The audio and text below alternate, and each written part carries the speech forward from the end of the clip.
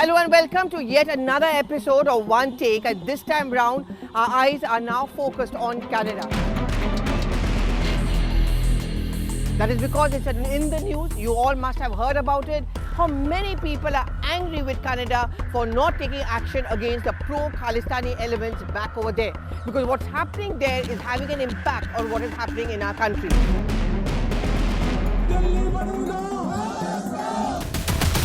There's a complete zero tolerance zone as far as interference with India's national security and nationalism is concerned. There's a completely zero confidence in any of those measures which have been announced periodically by Justin Trudeau when he says, and he has reassured India in the past, that I care for India and that India is one of my friends. Is this what you do to your close friends? That's the question we are asking this week.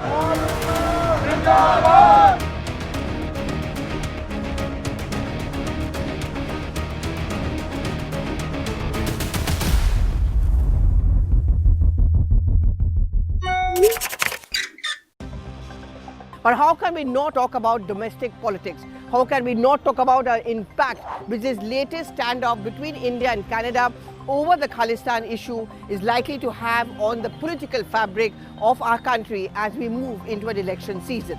Therefore, the question I'm asking all of you, and do give in your reactions, an overwhelming one, on all the social media platforms of One Take, on whether this is going to be a win-win situation for the BJP. Will the government's reaction to the entire standoff actually have an impact as far as the Lok Sabha elections are concerned, and before that on the critical, crucial state assembly elections as well?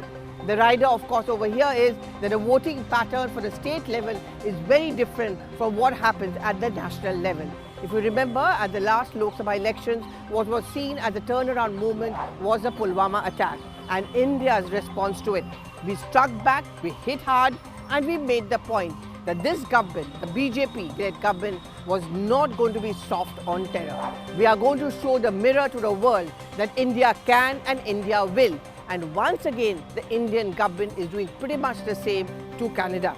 There have been those pictures in the past where Justin Trudeau and his family visited the Golden Temple, when he was given a warm welcome when he was in India recently for the G20 summit. In fact, when he was stuck because his flight was facing a technical snag, the Indian government, as a goodwill measure, offered him own airlines so that he could go back home safely, which he refused.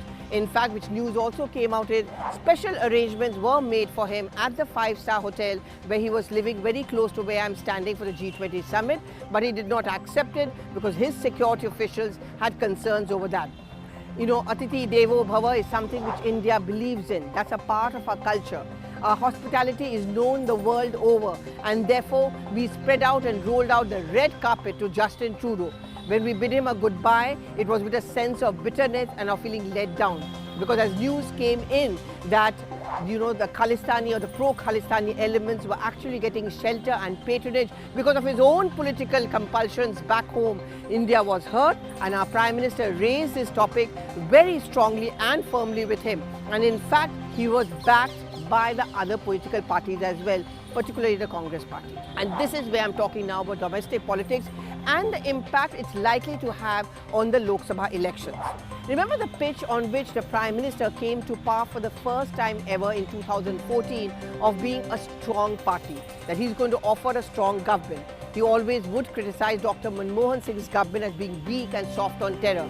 There were many acts of terror against the country. In fact, as a political reporter, I remember almost every Saturday I would walk into my newsroom and wait with bated breath, because unfortunately every Saturday became a story of some kind of a terror act in different parts of the country. It became a kind of a very sordid drama and an anxious wait that has today passed peacefully.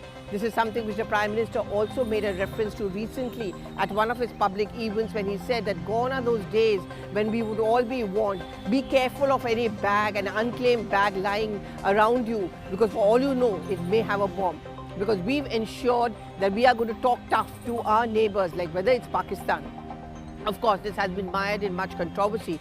But when in the last Lok Sabha election, just before that, the Pulwama attack happened and India hit back with a surgical strike, it was seen as a political win-win situation also for the BJP. I still remember I was out for lunch with one of those late senior politicians from an opposition party, and that was in the midst of the heated campaign. They were very gung-ho that possibly they would come back to power once again. But once India hit back through surgical strikes, he said the game is over for us, because Indians will never forget any attack on their nationalism or national security, and they would always want to vote for a government which actually promises them this. That was a turnaround movement for the BJP, and the BJP consistently makes an attack. And every time an opposition party has questioned the surgical strikes and asked for proof, the BJP has hit back as saying that these are the traitors, these are the people who don't value our armed forces. Once again, are we heading towards that situation? The Congress certainly cannot afford to not back the government as far as the Khalistan issue is concerned. After all, the Congress lost one of their former Prime Ministers, Indira Gandhi, to an assassination. Operation Blue Star was to flush out the terrorists from the Golden Temple. The Congress party has consistently made the stand that we are against any attempts at Khalistan creating. If you remember, in the last Punjab Assembly elections, the accusation which Rahul Gandhi gave against the AAP was that they were soft on terror. That Arvind Kejriwal was actually going to the houses of those who were in favor of Khalistan. So therefore, can you trust the Aam Aadmi Party? It may not have worked for the Congress party, but certainly today the Congress is in a situation where it has no other option but to back the government on its stand against Canada. Yes, there are concerns because a large number of Indians have chased their dreams when they settled down in Canada. They've taken a large amount of loan. Our students have gone there. They've settled down there. So any kind of instability over there is going to hurt our people over there. But can we afford to compromise on our national security?